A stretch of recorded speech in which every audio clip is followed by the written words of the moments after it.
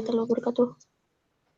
Baik, pada mata kuliah struktur perkembangan hewan, pada pertemuan keempat kita akan mengulas tentang jaringan pada hewan. Di semester sebelumnya sudah diketahui definisi jaringan itu apa. Ini jaringan adalah kumpulan sel sejenis yang memiliki bentuk dan struktur yang sama untuk ilmu tertentu. Kemudian ilmu yang mempelajari jaringan itu disebut histologi. Kemudian jaringan penyusun pada hewan maupun manusia itu ada 5 kelompok.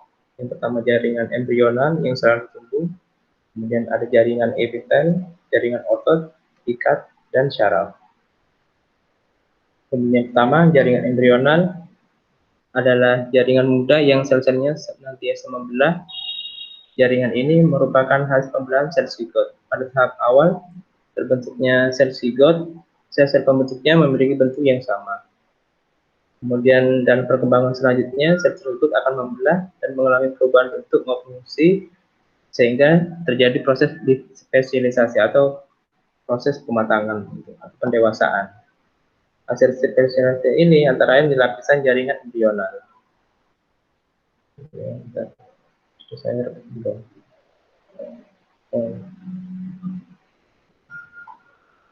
Kemudian berdasarkan jumlah lapisan embrionya, hewan itu dibagi menjadi 2, yaitu ada hewan diploplastik, yaitu hewan yang embrionya terdiri di atas 2 lapis, contohnya Coelenterata, tidak mempunyai lapisan mesodem atau lapisan tengah. Kemudian ada hewan tripoblastik, yaitu hewan yang embrionya terdiri di atas 3 lapis, contohnya cacing tanah, siput, arthropoda, dan chordata. Kemudian yang kedua, jaringan epitel, yaitu jaringan yang menutupi atau melapisi permukaan tubuh, baik permukaan tubuh sebelah luar maupun sebelah dalam. Nah, itu bisa dilihat contohnya ya. Kemudian jaringan epitel ini fungsinya melindungi jaringan yang ada di bawahnya dari kerusakan, maupun sesat antar jaringan atau rongga yang dibatasinya. Pada saluran pencernaan, jaringan epitelnya dapat mengeluarkan enzim. Di kiri jaringan epitel ini, diantaranya tidak memiliki ruang-ruang antar sel, tidak mengandung pembuluh darah, tapi mengandung ujung syaraf, mendapat makan dari kapiler darah yang terdapat pada jaringan di dekatnya, memiliki kemampuan regenerasi yang cukup tinggi. Itu misalnya contohnya pada kulit ya. Bentuk permukaannya bermacam-macam, ada yang bersilia, ada yang memiliki tonjolan, ada juga yang permukaannya memiliki seperti lendir atau mukosa. Kemudian jenis epitelium berdasarkan letaknya, ada epidermis, jaringan epitelium yang melapisi bagian luar tubuh, kemudian ada endotelium, jaringan epitelium yang melapisi organ, contohnya jantung, usus, yang berasal dari lapisan mesoderma, kemudian ada mesotelium, jaringan epitelium yang membatasi rongga, yang berasal dari lapisan mesoderma. Nah, ini contohnya, contoh jaringan epitelium berdasarkan bentuk dan lapisannya, bisa dilihat di sini, contoh-contohnya, fungsinya dan ciri-cirinya. Kemudian ini juga bisa dibaca. Kemudian ada jaringan epitelium berdasarkan struktur dan fungsi. Jaringan epitelium penutup berperan melapisi permukaan tubuh dan jaringan lainnya. Jaringan ini terdapat di permukaan tubuh, permukaan organ, lapis rongga, atau merupakan lapisan di sebelah dalam dari saluran yang ada pada tubuh. Kemudian yang kedua, jaringan epitelium kelenjar terus oleh sel-sel khusus yang mampu menghasilkan sekret dan getah cair. Kemudian berdasarkan cara kelenjar mensekresikannya, ada 2 macam kelenjar, yaitu kelenjar eksokrine, merupakan kelenjar yang memiliki saluran pengeluaran untuk menyalurkan hasil sekresinya. Sekretnya itu berupa enzim, keringat, dan air ludah. Kemudian ada kelenjar endokrin, itu atau disebut kelenjar buntu karena tidak memiliki saluran pengeluaran, dan sekretnya itu disebut hormon. Nah, ini contoh-contoh kelenjar. Oke. Kemudian ke jaringan otot. Otot disebut alat gerak aktif karena tugasnya itu menggerakkan berbagai organ pada tubuh. Kemampuan tersebut disebut karena jaringan otot mampu berkontraksi. Pada vertebrata dikenal ada 3 macam jaringan otot, ada otot polos, otot lurik atau rangka, dan otot jantung. Ini contohnya, contoh dari berbagai macam otot. Ini ada otot polos, misalnya pada usus, ada otot jantung pada jantung ini, kemudian ada otot rangka pada alat gerak ini. Ini otot polos. Sel otot polos berbentuk gelendong dengan kedua ujung meruncing serta mempunyai sebuah inti pipih di tengah sarkoplazma. Mempunyai persarapan autonom atau bekerja secara tidak sadar. Kontraksinya lambat, cukup lama, dan tidak cepat pulih. Ini terdapat di dinding semua organ tubuh yang berlubang kecuali jantung. Kemudian otot lurik atau otot rangka berbentuk silinder dan memiliki nukleus lebih dari satu yang terletak di tepi sarkoplasma. Otot rangka bekerja di bawah kesadaran sehingga disebut volunteer, kontraksinya cepat, kuat, tetapi cepat lemah. Kemudian otot rangka ini terdapat di seluruh rangka tubuh. Dan yang ketiga, otot jantung, terus dari sel-sel berbentuk silinder sepanjang seperti otot lurik bercabang dengan inti di tengah. Reaksi terhadap rangsang lambat, kontraksinya di bawah kesadaran, kuat dan berirama. Otot jantung itu hanya terdapat pada jantung dan vena cava atau pembuluh darah vena yang menuju ke jantung. Seperti yang D ini, jaringan ikat. Jaringan ikat disebut jaringan pengikat atau jaringan penyokong. Fungsinya untuk melindungi jaringan dan organ-organ atau mengikat sel-sel untuk membentuk jaringan dan mengikat jaringan untuk membentuk organ. Secara embriologi, jaringan ikat berasal dari lapisan mesodem atau lapisan tengah. Jaringan ikat terusan atas matrik dan sel-sel penyusun jaringan ikat. Nah, ini komponen jaringan ikat. Dan ada fibroblast, yaitu sel berbentuk serat yang berfungsi sebagai sekresi penyusun matrik. Kemudian ada sel adiposa yang juga sel lemak, fungsinya untuk menyimpan lemak sebagai cadangan energi. Ada sel plasma, terdapat secara melimpah di bawah membran epitel yang basah, fungsinya menghasilkan antibodi yang khas untuk protein asing. Kemudian ada sel tiang, berfungsi menghasilkan heparin dan histamin. Kemudian ada makrofag, merupakan sel jaringan ikat yang dapat berubah bentuknya. Fungsinya untuk fagosintesis, itu maksudnya fagosintesis itu mencerna sel buangan, sel mati, dan bakteri. Dapat di dekat pembuluh darah. Kemudian komponen lainnya ada serabut atau serat penyusun jaringan ikat yang terdiri dari 3 macam. Ada serabut kolagen, serabut putih, merupakan serabut yang paling banyak ditemukan dan bersifat sangat padat dan ulat. Kemudian ada serabut elastin, lebih halus dari serabut kolagen dan bersifat elastis. Kemudian ada serabut retikulum, serabut paling halus dan bercabang membentuk seperti jala. Ini ada macam-macam jaringan ikat. Ada jaringan ikat longgar, ikat padat, tulang rawan, jaringan tulang, darah, limfaga getah bening, yang jaringan lemak. Yang pertama, jaringan ikat longgar terdiri dari sebagian besar oleh serat kolagen, retikuler, dan elastin. Memiliki beberapa sel seperti makrofag, sel plasma atau sel tiang, dan sel adiposa. Berfungsi sebagai medium penyokong, pengisi ruang di antara organ, dan melindungi elemen-elemen dari jaringan yang lain. Selain itu berperan menyediakan nutrien bagi elemen jaringan lain yang disebutnya. Itu terdapat di bawah epitel mukosa saluran pencernaan, pembuluh darah, dan akson saraf. Nah, ini. Yang kedua, jaringan ikat padat didominasi oleh serat kolagen yang disebut sel fibroblast diantaranya, bersifat fleksibel tetapi tidak elastis, berfungsi menghubungkan antara organ tubuh. Terdapat 2 jenis jaringan ikat padat, yaitu jaringan ikat padat teratur yang terdapat pada ligamen dan tendon. Kemudian ada jaringan ikat padat tidak teratur yang terdapat pada pembungkus tulang dan lapisan dermis pada kulit. Yang ketiga, jaringan tulang rawan merupakan spesialisasi dari jaringan ikat serabut tebal dan matrik yang elastis, bersifat kuat dan lentur. Penyusunnya adalah kondrosit, sel tulang rawan yang terletak dalam lakuna rongga kecil. Lacuna terdapat di dalam matriks yang mengandung serabut. Fungsinya sebagai rangka tubuh pada awal embrio, menunjang jaringan lunak dan organ dalam, serta meluncurkan pembukaan tulang dan sendi. Kemudian ini ada macam-macam tulang rawan.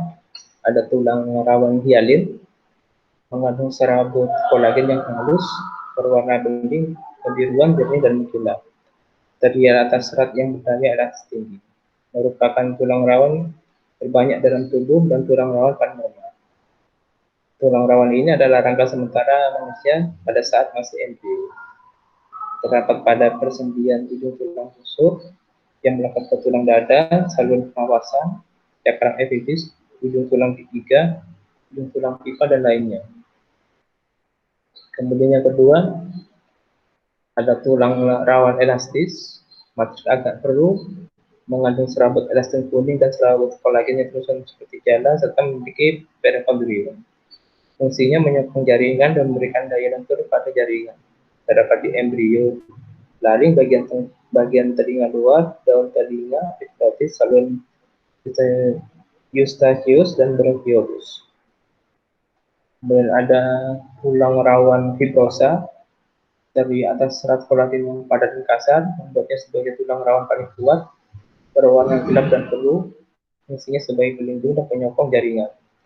Terdapat pada sivius pubis, kemudian ujung tulang pipa atau daerah persendian. Yang keempat, jaringan tulang, rusun atas sel tulang yang disebut osteosis, yang dibentuk dari osteoblast. Osteoblast adalah sel yang berasal dari fibroblast. Nah, unit dasar tulang disebut sistem Pavès, dari atas lamina, lacuna, kanakuli, dan saluran Pavès. Nah, ini penyusun tulang ada beberapa macam. Ada kalsium klorida, kalsium fosfat, magnesium klorida, barium klorida, barium sulfat. Nah, fungsi jaringan tulang itu sebagai alat gerak pasif dalam tubuh karena mengikuti otot, menyokong dan memberi bentuk pada tubuh, tempat mendapatnya otot, melindungi organ-organ yang lunak. Dalam proses kalsifikasi, ada proses mineralisasi, yaitu perubahan penyusunan materi organik menjadi materi anorganik. Dalam tulang, mineral utamanya adalah kalsium dan fosfat. Kemudian berdasarkan strukturnya, tulang dibagi menjadi dua kelompok. Ada jaringan tulang spons bunga karang, matriksnya berongga-rongga, berisi susun merah, terdapat pada ujung-ujung tulang pipa, tulang pendek, dan tulang pipi, berfungsi sebagai tempat memproduksi sel darah merah. Yang kedua, ada jaringan tulang kompak. Jaringan tulang kompak antara yang terdiri atas lapisan semen bagian paling bawah, sel tulang atau epiosit, matriks, dan saluran Pavès. Kemudian matriks tulang tersusun atas sel kolagen dan terdapat kapsul. Fungsinya, tulang kompak adalah sebagai alat gerak pasif, penyokong, pergerakan otot, dan organ dari tubuh. Kemudian jaringan ikat yang kelima adalah jaringan darah. Darah terdiri atas sel darah merah, sel darah putih, limfosit, keping darah, trombosit, dan plasma darah. Yang plasma darah merupakan cairan yang mengandung zat anorganik dan zat organik. Selain itu, plasma darah merupakan zat antara sel yang mengandung sel-sel darah dan keping darah. Secara umum, sel darah dibentuk dalam struktur tulang, kecuali dua macam, yaitu sel darah putih, limfosit, dan monosit, dibentuk dalam kelenjar limpa. Nah, secara terperinci, setiap jenis sel darah tersebut memiliki peran yang spesifik. Jaringan darah berfungsi sebagai pembawa sari-sari makanan, hormon, oksigen, sistem metabolisme, dan mencegah infeksi. Nah, banyak sekali fungsi dari darah itu. Sel darah yang telah dewasa atau matang akan masuk dalam sistem peredaran darah. Jaringan darah yang sama juga tadi, fungsinya membawa sari makanan, membawa hormon, oksigen, sistem metabolisme, dan mencegah infeksi. Untuk terjadinya pencegahan infeksi ini biasanya dilakukan oleh sel darah putih. Nah, ini bagian jaringan darah, eritrosit, sel darah merah. Bentuknya yang sudah diketahui, yaitu bentuk bikonkav, itu maksudnya agak gepeng, kemudian berwarna merah sehingga disebut juga sel darah merah. Eritrosit tidak memiliki inti sel, namun mengandung protein yang disebut hemoglobin.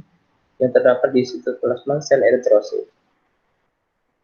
Kemudian ini ada limfosit, sel darah putih, memiliki sebuah inti sel dan tidak mengandung hemoglobin, berwarna putih pucat sehingga disebut sel darah putih. Fungsinya sebagai pertahanan tubuh. Gerakan yang dilakukan adalah gerakan amoeboid.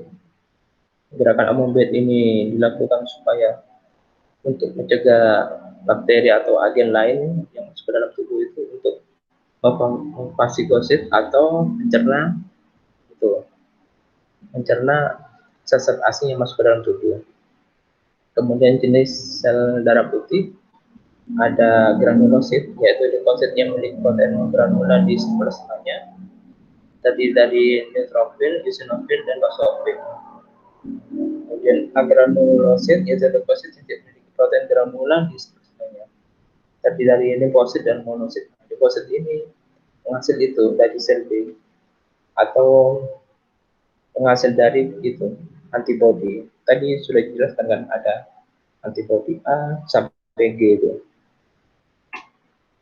Kemudian bagian jaringan darah ketiga adalah trombosit keping darah berbentuk lempengan dengan diameter antara 2 sampai 4 mikrometer. Trombosit memiliki banyak protein granula namun tidak memiliki inti sel. Berfungsi mempercepat pembukaan darah akibat kerusakan pada pembuluh darah dan perbaikan jaringan yang rusak saat terjadi luka.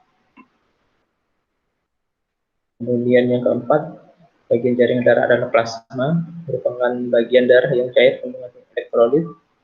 Plasma darah memiliki protein yang disebut protein plasma. Protein plasma terdiri atas albumin, globulin, dan fibrinogen. Plasma darah juga mengandung zat larut seperti zat saripati makanan, hormon, dan faktor pembekuan darah. Kemudian yang keenam, ini macam jaringan ikat, adalah jaringan limfa atau hemoglobin, tersusun dari zat retikuler dan sel-sel limfosit dan makrofag, terdapat pada organ timus seperti limfa, tonsil, dan limfa. Limfosit cenderung berkelompok. Kelompok limfosit disebut nodulus yang bisa kita jumpai di tonsil, limfa, timus, dan saluran penyerahan. Nah, ini limfa adalah cairan yang dikumpulkan dari jaringan-jaringan dan kembali ke aliran darah dan dengan sel limfosit dan antibodi. Sel limfosit merupakan salah satu jenis sel darah putih limfosit dan fungsi sebagai penghasil antibodi.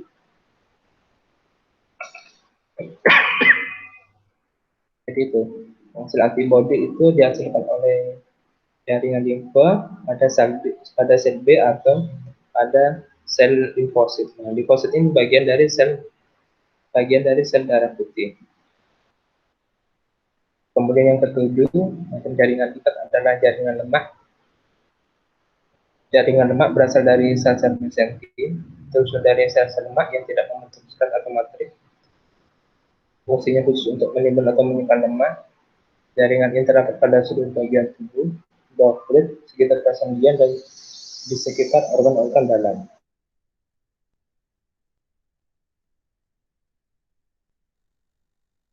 Benturan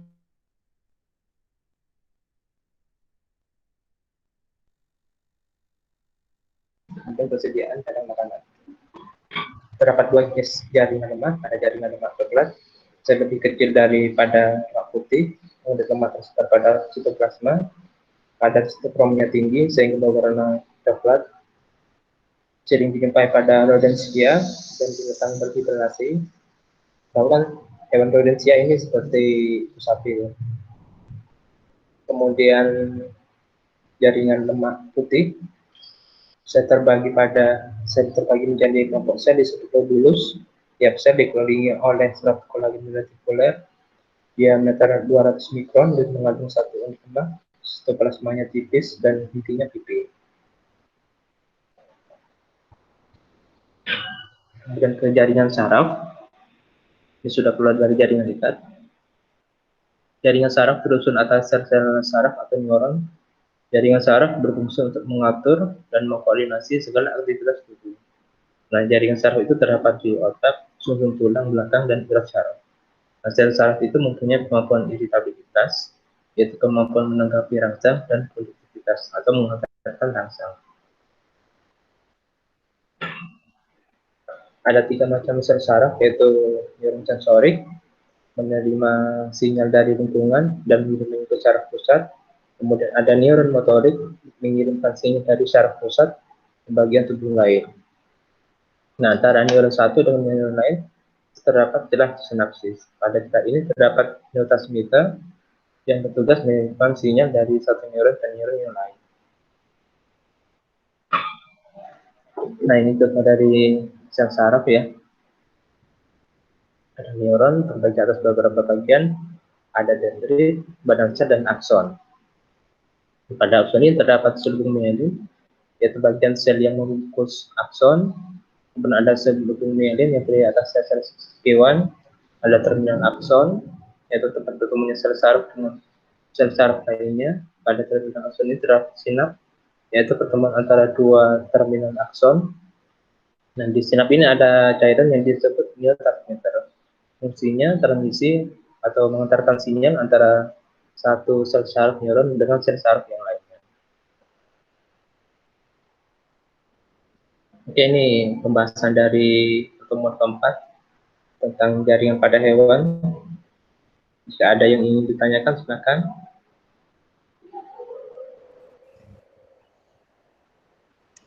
Pak, saya mau bertanya yang tentang serat kolagen itu, Pak. Yang di slide 21. 21.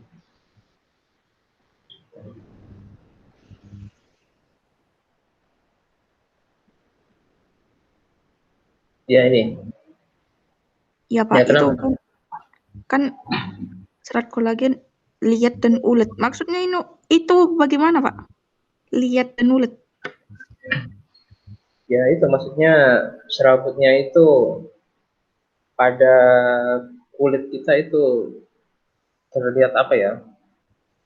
Kelihatan lebih padat gitu. Misalnya kita ke kecelakaan, nah itu pasti kan ada yang namanya itu suntik kolagen. Nah itu, nah fungsinya dari suntik kolagen itu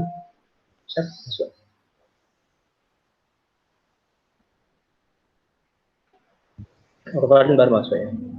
Ya nanti kalian bisa nanti lihat di tayangan rekaman video pembelajarannya, nanti saya akan kirim ke Google Classroom. Maksudnya itu serat kolagennya itu terlihat sangat lihat dan ulet, itu terlihat lebih padat gitu dari serat lainnya itu. Nah itu kenapa kalau orang kecelakaan ya terus itu ada suntik kolagen itu. Nah itu kan nanti supaya nanti hormon pembentuk kolagennya itu pada jaringan itu supaya muncul lagi. Dan ini banyak juga kan kolagen itu digunakan pada produk kecantikan itu supaya lebih awet muda, itu bisa ya. Jadi itu fungsinya juga untuk mengencangkan itu, mengencangkan kulit supaya terlihat awet muda, sehingga terlihat itu sangat lihat dan lihat atau terlihat lebih padat gitu. Pak, waktu itu saya pernah baca kalau kolagen itu biasanya di ceker ayam itu agak banyak, Pak. Apa itu benar, Pak? Ceker ayam. Pada bagian apanya saya? Saya waktu itu bacanya di cekernya, Pak. Bagian apanya? Saya juga. Kenapa, Pak? Pada bagian cekernya itu. Oh, itu ya. Iya. Oh, kalau itu saya belum pernah sih. Coba nanti dicek aja nanti di Google itu. Kalau di Google kan, kalau di Blogspot itu kebanyakan kan itu buatan. Iya. Kalau misalnya coba dicari nanti itu apa, serat kolagen pada ceker, pada jurnal gitu, jurnal PDF. Nah kalau sudah ada penelitian sebelumnya itu yang membuktikan bahwa serat kolagen itu lebih banyak pada ceker ayam, itu benar ada. Oh, iya, Pak. Terus ini lagi, Pak, yang tentang warna tulang rawan. Itu berbeda-beda, Pak. Apa yang menyebabkan warnanya itu berbeda-beda, Pak? Dan kenapa? Warna tulang rawan yang mana? Itu, Pak, yang Berapa ya ini? Nah ini. Ya itu karena perbedaan serabutnya itu. Ada serabut elastin yang kuning, kemudian serabut kolagen itu, sehingga itu menyebabkan warnanya berbeda gitu. Kemudian juga ini ada tulang rawan hialin, itu mengandung serabut kolagen yang halus berwarna kuning kebiruan, jernih dan mengkilap. Itu karena perbedaan itu serabutnya itu. Iya Pak. Nah ini juga kenapa di sini juga ini ada yang berwarna gelap gitu. Karena itu ada serabut kolagen yang padat dan kasar. Ya itu jadinya kalau misalnya yang gelap itu mungkin kayak perlindungannya itu lebih kokoh gitu. Jadi di sini perbedaan warna itu juga bisa apa ya, menyebabkan tulang rawannya itu lebih kokoh daripada yang lain. Nah ini juga. Itu contohnya bisa pada dapat dilihat pada daging ayam misalnya, antara daging ayam potong, daging ayam kampung sama daging ayam itu. Kalau nggak saya ayam yang hitam itu ayam Cemani, tentu akan dilihat kan perbedaan kekerasan dagingnya itu antara ayam biasa, ayam potong, ayam kampung sama ayam Cemani itu. Yaitu serabutnya itu yang membedakan itu. Jika serabutnya itu misalnya sini ada serabutnya yang seperti ini itu yang berwarna biru, jernih dan kilap itu bisa saja pada tingkat pada kerapatannya pada dagingnya itu lebih halus gitu, tidak terlalu padat gitu. Seperti itu. Iya Pak. Ini terakhir Pak, untuk yang jaringan lemak itu Pak, kan tadi ada 2 warna Pak, jaringan lemak coklat dan putih. Yang ya, antara kedua jaringan lemak. Nah, ya itu. Itu kan ada 2 warna, berarti itu nanti apakah ada fungsi ada fungsi yang berbeda atau bagaimana Pak? Soalnya ini kan warnanya sudah berbeda Pak. Gitu.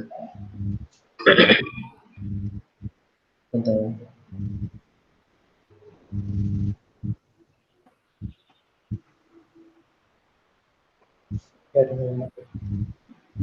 menurut saya sih nggak ada bedanya, ini cuma ada perbedaan warna yang disebabkan ini kadar sitokrom. Nah, sitokrom ini kan apa ya, seperti pewarnaan gitu. Misalnya pada tanaman itu kadar sitokrom atau pewarnaannya, zat warnanya pada bagian kelopaknya itu lebih banyak gitu daripada bagian tubuh lainnya, misalnya pada daun gitu. Jadi itu yang menyebabkan perbedaan warnanya seperti itu. Jadi intinya ya sama. Iya Pak. Saya itu. Iya Pak.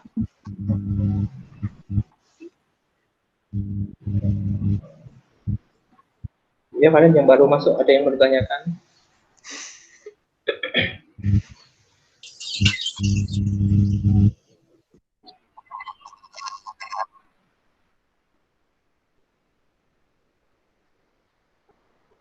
Oke, kalau tidak ada yang ditanyakan, saya akhiri dulu. Untuk materi penjelasannya nanti akan terekam dan saya kirimkan linknya di Google Classroom. Nanti kalian bisa belajar lagi gitu, atau mencari referensi lain. Jadi nggak terfokus pada perkuliahan, bisa cari di Google, dan upayakan itu kalau saya cari di Google itu untuk yang berbobot itu biasanya referensinya itu pada jurnal. Kalau di referensi Google kan ada yang blogspot, ada yang bisa dipercaya atau enggak. Iya Pak. Saya itu banyak buku. Oke, pertemuan hari ini saya akhiri dulu karena saya akan menyiapkan ini untuk besok tentang persiapan webinar itu. Jika tidak ada kesibukan besok bisa ikut bergabung. Jika tidak apa-apa. Oke, saya akhiri. Terima kasih. Assalamualaikum warahmatullahi wabarakatuh. Waalaikumsalam.